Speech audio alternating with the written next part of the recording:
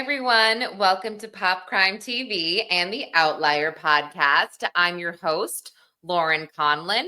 Go ahead and give this channel a like or a subscribe if you don't already and you are watching on YouTube. But today I have a really special guest joining me. I did a pre-recorded interview with renowned criminologist, Dr. Katherine Ramsland. I will get into that in just a bit. But this interview, it centers around a new investigation discovery, the channel, IDTV, their new 2-hour documentary coming out on August 17th. It actually premieres at 9 p.m. and it's called The Serial Killer's Apprentice. And this is actually based on Dr. Ramsland's book. So she talks to me all about this, and I had a chance to see this documentary ahead of time, ahead of speaking with her, and I am horrified. I am so horrified by this case, and also I had not really heard of it, but basically this special, it revisits the horrific crimes of Dean Corll, who was known as the infamous Candyman Killer, and he murdered at least 28 young men / boys in Houston, Texas during the early 1970s. So, and again, I'm getting to the whole apprentice aspect of this because for the first time in about 50 years, Dean Corll's quote unquote accomplice, Elmer Wayne Henley, he broke his silence and he spoke to Dr. Katherine Ramsland for this documentary, for her book, with a co-author, Tracy Ullman. And I mean, she just digs into his psyche. So basically, Elmer Wayne Henley Jr., he was Dean Corll's accomplice, and he kind of lured these boys over to Dean. And Dr. Ramsland gets into this, but she digs into just kind of his background, and so does the docuseries, and why he was sort of coerced into doing this. He was groomed into doing this, but eventually, and I guess this doesn't give too much away because it's pretty well known, but Elmer Wayne Henley eventually killed Dean Corll. So anyway, this documentary, it takes you inside Henley's very chilling confessions, and he talks about what he did with another accomplice, David Brooks, for Dean Corll. Again, helping lure these victims under just this, promise of things that they were going to get, things they were going to do. And this community in Houston was just rocked by this. It was, it was just a very unsuspecting community. So Henley's decision to fatally shoot Dean Corll in 1973 did lead to the discovery of so many victims. I mean, there was a literal burial ground.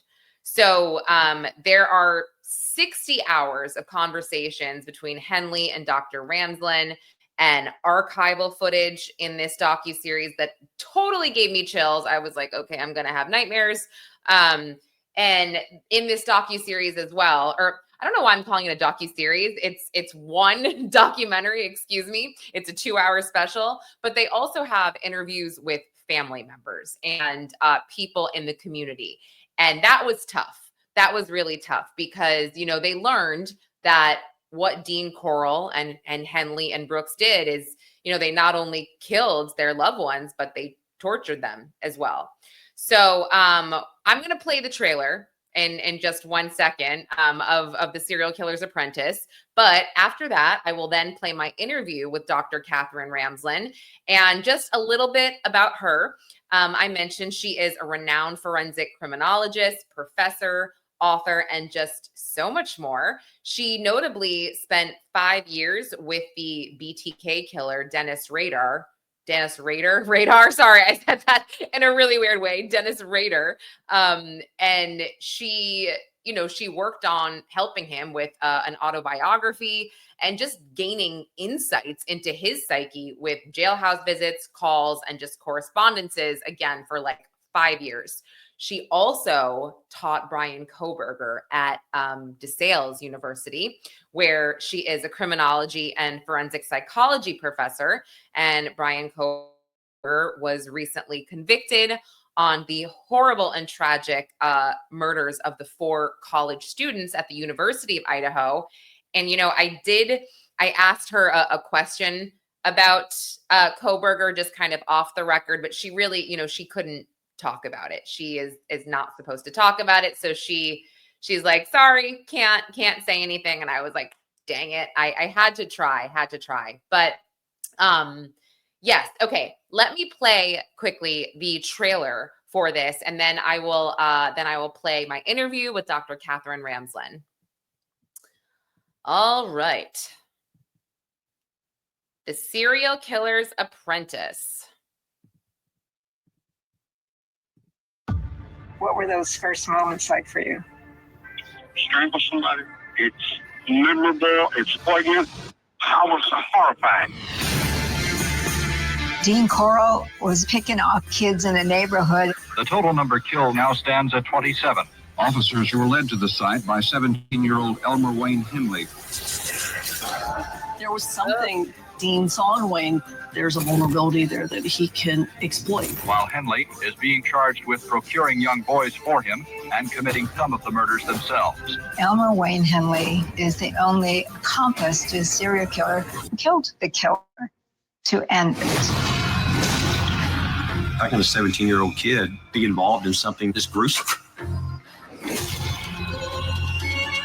I wanted to find out from Wayne what made him cross the line.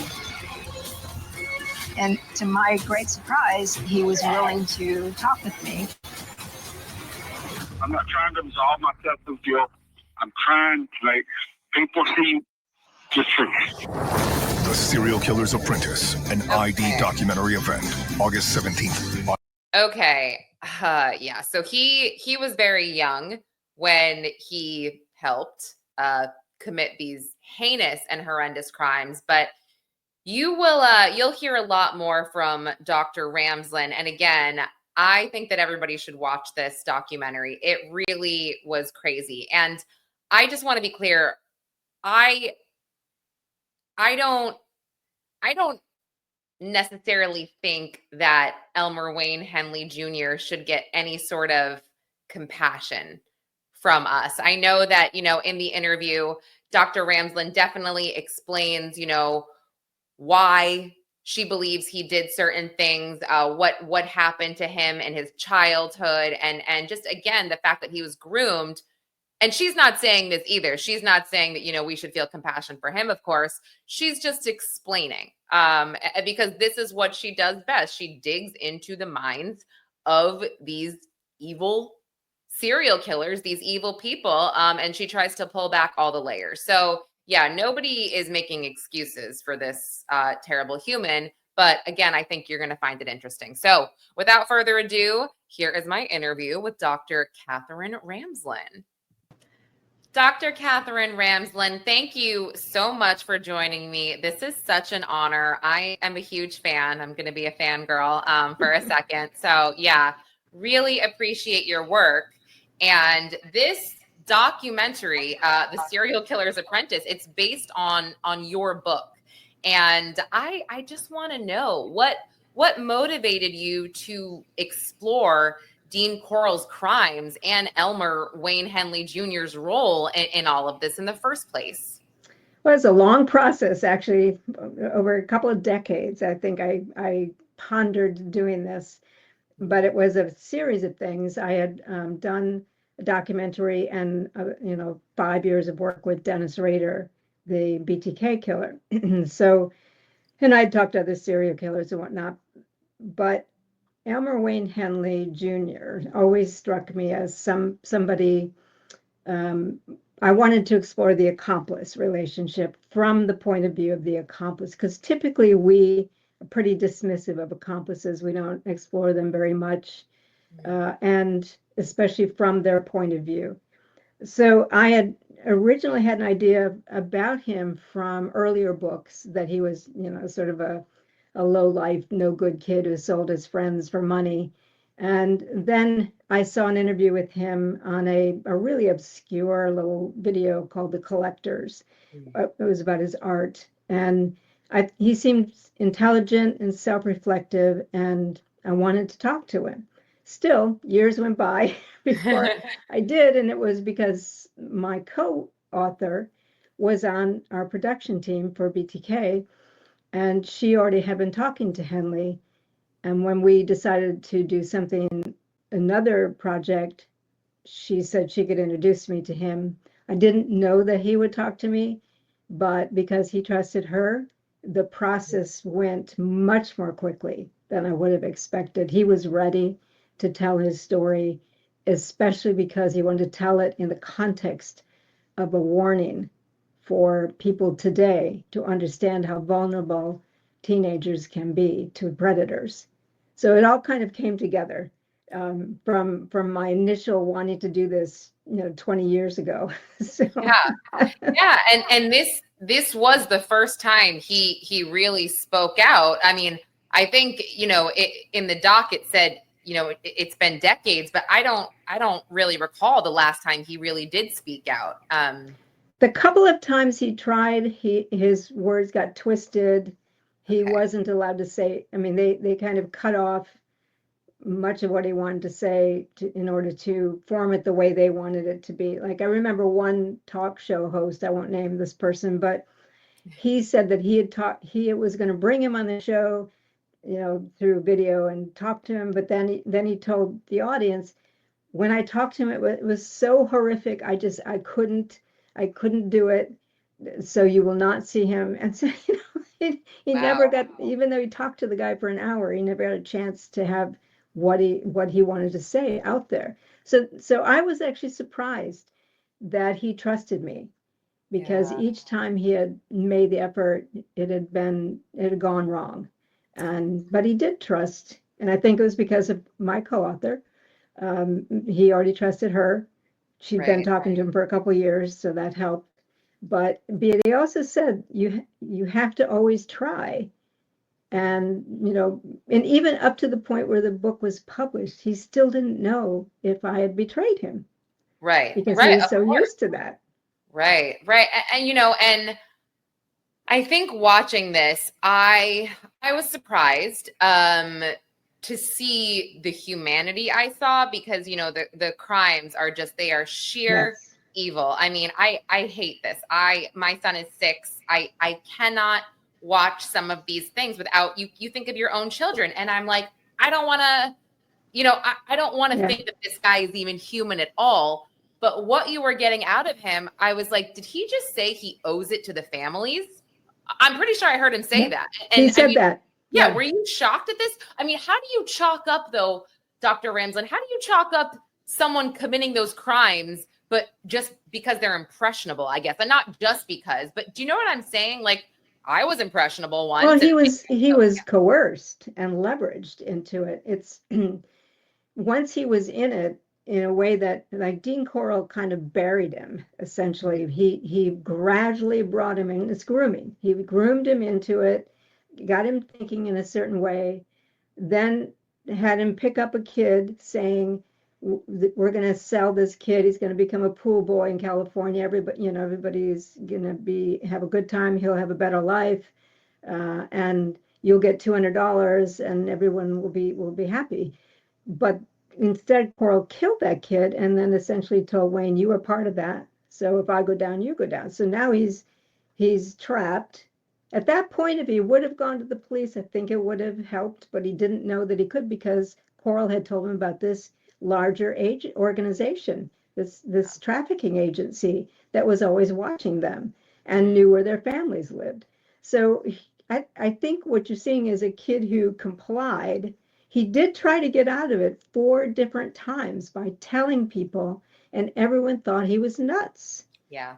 So he tried to get out, found himself trapped, didn't know what else to do but do what Dean wanted, because otherwise Dean was going to kill him or his family. So I think when you see, once he's killed Dean and he's in the back of the police car, he calls it in, he's in the back of the police car, he immediately says there are these bodies. He didn't have to do that. He could have left it and no one would have found them. Right. And I think you see this shift in him, as, you know, I don't want to give anything away, but there is this moment he calls his mom, and I thought that was pretty powerful, you know, just from, you know, you don't want to hear that as a mother. You don't want, you know, and you can tell that's where he starts to really feel the shame. You know, and I don't know if that's kind of how you felt as well. Like, oh my gosh, this is again, another moment of humanity here. Well, he had written a confession to and gave it to his mother, and she had read it and didn't believe it and threw it away. Yeah. And I thought she still didn't believe that. She's being interviewed and she still doesn't believe it, even after I mean, what is that? Like, what is that right there? This is a kid who wanted to be a minister. He carried a little pocket Bible and read from it every day. I mean, that I mean, it's crazy. And then how did your experience in talking over 60 hours with Henley compare to Dennis Rader? So different. It's very interesting to have had this experience of the two. With Wayne, it was a couple of years. With Rader, I've been talking to him now for 15 years. Rader glories in being a serial killer. He loved the details. He loved the police reports. He loved correcting the police reports. He's very narcissistic. He wants to be famous as a serial killer. He sees his victims as objects that belong to him. So different from Henley, who's so horrified at what he's done and so embarrassed and knew that he completely wrecked his life and does not want. I mean, he wouldn't want to just do a book where he's just talking about it. He would only do a book that would be helpful to parents, counselors, teachers who have to be on the lookout for predators of these kids. That was the only way he was going to do something. So what a difference in their attitudes. Absolutely. And you know, I keep going back to this. I know that he was coerced. I know that there was, you know, this childlike quality in him that allowed him to be like this, but I can't get over it. You do have to be inherently evil to continue to do that, Dr. Ramsland. I feel like and that's why this documentary does kind of mess with you a little bit, because he doesn't come across that way when he's speaking to you. But don't you agree? You've got to have this evil within you to be able to do this to innocent young men. Well, I talk about a concept that I came up with called the temporary psychopath. And that is where you can take very vulnerable people who've had adversive life experiences, which he did. He had an alcoholic, abusive father who had abandoned the family, etc. You take someone like that and you twist that callousness that they've had to develop, you know, just to survive in their family. You twist that into a way you weaponize them essentially. So, but they're doing this under the influence of an adult, as not to mention the syndicate. And once that influence is taken away, they spring back to who they were before meeting that person. So I wouldn't call it inherently evil. And I think the difference is that I'm in the field of criminology. These are not the only two offenders I've talked to. You do see the humanity in many of these cases, some more than others, or some less than others. And so for me, it's not about who's innately or inherently evil, but I do think there is something to the fact that you take a teenager. So we have neuroscience that tells us how malleable and pliable they are. They don't really foresee the consequences of their actions. They're highly influenced by peers, by the reward system, etc. And an adult predator who understands how to groom and put them in a certain position, the evil is really the adult predator, but the accomplice shares in it, even though it's not really who they are. But they can be made to do this, and sometimes for years at a time. We've seen multiple killing teams like this. Yeah, is there anyone, I guess, that's fairly, let's say, well known to the crime community that you would compare Henley with? Well known. I'm not sure. Yeah, I know. I'm just thinking if someone could sort of just, I guess, figure this out. Who Probably, is, probably the Carla Homolka. Oh, she was in love with Paul Bernardo. yeah. He kind of twisted. She was already, a flirty girl, but she wasn't a mean, horrible person. He really worked on her and turned her into an accomplice to his rapes and murders. And, she did get out of prison after, I think, 12 years, and she's now a mother. And I know a lot of people say, she has to still be evil, but she hasn't shown any of that behavior out from under his influence. Oh my gosh, I'm so it's Tammy. It's your family member that I mean, obviously what she did was horrible and everything that that they did together, but I go back to her sister and I'm but like, would she have done that without him? Right. No. Probably no. not. Yeah.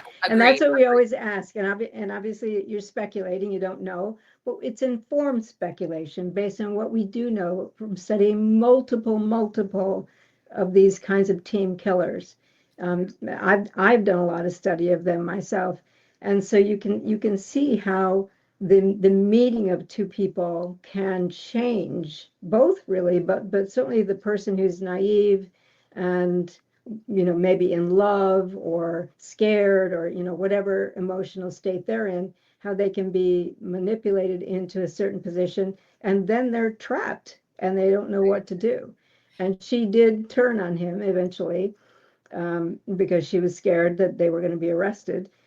So, Right. I don't want to excuse her crimes. I certainly don't. But I'm if she were the kind of person who would have done this without him, she would have already done it again. Right. I totally agree. And that's a great point about Elmer Wayne Henley Jr. is, if it wasn't for Corll, most likely an informed opinion would be that he wouldn't have done this or done these horrible things. What do you think took him so long to sort of snap out of this, and kill Corll?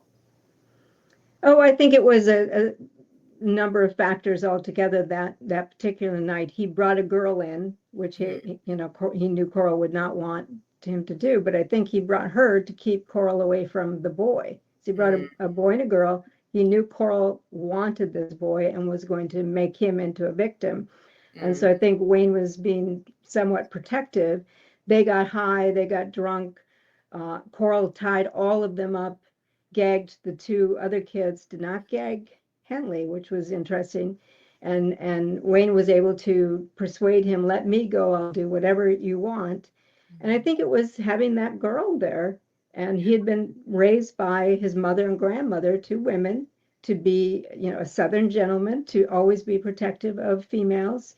And watching Corll do what he was trying to do to the boy, he realized this has to stop. He also was in fear of his own life. He knew that Corll wanted to take him away. He thought that was just a euphemism for, I'm going to kill you and nobody will ever find you. He was pretty sure he was on his way out himself. So I think once, he's in this drug state, he's watching Corll abuse the boy. He's told to do the same thing to the girl, and the gun is right there. Corll lays the gun down, and Wayne has been trained by Corll to use it efficiently and effectively. And so he tells Corll, that's it. You're not killing any more of my friends. And instead of Corll saying, okay, whatever, he rushed him, and Wayne just started shooting. And I think the fact that he was high and groggy and scared had a lot to do with that. But Corll had trained him. You keep shooting till your target's down. Oh, and he did. That's exactly what happened. Oh my gosh, I just got chills. Yeah, it's horrible. Yeah, my gosh. And in the documentary, you do hear from family members of victims and people in the community Do you think that others that might have had ties to the murders or just were locals, how do you think they're going to feel about watching this? Do you think it's going to bring them any peace? Do you think they're, how do you perceive their reactions? I don't think they'll like it. But I was surprised I really didn't get any negative reaction to the book, and the book's been out for a year. Right. And I was in Houston. So I don't think they'll like it. And I mean, there's this perception that Wayne was part of 28 murders. He was not. Mm-hmm. He didn't come into, David Brooks was into it far longer than Wayne was. And Wayne was brought in originally as a potential victim. He was, that doesn't mitigate, obviously, if he's involved in one, that's enough. But he wasn't involved even in half of them. But the perception is that he was taking his friends to be slaughtered for money. And this book at least sets the record straight as to how he got involved, why he stayed with it, how he kept trying to get out, the fact that he did not get paid beyond the very first one, and that Corll held over his head this idea of this syndicate. So I think the story is more complicated than it's been perceived to be. I know that some of the relatives to victims have actually written to him and tried to understand. So that's, a plus, but I don't expect them to be happy with this book. No. Yeah. I mean, I listening to them and the fact that they're participating in the documentary, I think that says a lot as well, because, a lot of the time they're just going to say, no, thank you. We don't want to stir up these feelings. But, and I always try to put myself in their shoes, and it's tough because nothing that these people say is going to make a difference in the end, right? Like any excuse they give, any reason what is that going to help? That's not going to bring your loved one back. That's not going to make you feel better that they were murdered anyway. So it's always, to me, it's just, it's a tough call regardless. Yeah, and 50 years later is a very different thing than if it were, last year. A lot of them have accepted it, resigned themselves to it. It's not as raw in all likelihood, but it's still a sore spot. They're still going to be angry. And I do actually, there's been an anthropologist working on some of the unnamed remains, and it turns out they had an 18th victim in the boathouse. So the boathouse actually had one more that the family didn't know about and now do. I think, any family is going to probably tell you at least they know there's some comfort in that, rather than a kid just disappeared and they never knew what happened. Yeah. But the idea that they were tortured, that's pretty horrifying. That it was right under their nose. They were there the whole time. That Dean Corll fooled them all. That Wayne fooled them. These are things that are hard to swallow. Yeah, absolutely. And for everybody that's going to watch this documentary that premieres on August 17th on IDTV, what do you want them to take away from the work that you did, from the research that you did, from the years that you have spent on this? The takeaway is that this is not a crime from 50 years ago. This is a crime from today, in that kids are just as vulnerable as they've always been, and more so because of the internet and the sophistication of predators these days. Predators not just looking for prey, but for partners. And kids are their targets. And kids are a lot more open with their information than they ever were before. And the takeaway for me is our final chapter is guidelines for parents, teachers, and counselors dealing with kids to listen. If a kid thinks something is happening, to listen and take it seriously. Wayne tried to do that. He was dismissed as being high or drunk or crazy. But I think the guidelines that we offer in the last chapter of the book is really the takeaway for me, that we have to be aware the kids are highly vulnerable, that these trafficking networks are still out there. I think we're hearing a lot about that these days, and that they're all over the world, and people have to be aware of this. So this case, I hope, raises awareness for that. Yes. Oh my gosh. I agree. I didn't even really think about that, but you are so correct. But Dr. Ramsland, thank you so much for this discussion. Like I said, I'm a huge fan. And I want to encourage everybody to watch this 2-hour documentary on August 17th, The Serial Killer's Apprentice. They should also get your book. And you've done amazing work. End this stream. Quick outfit change.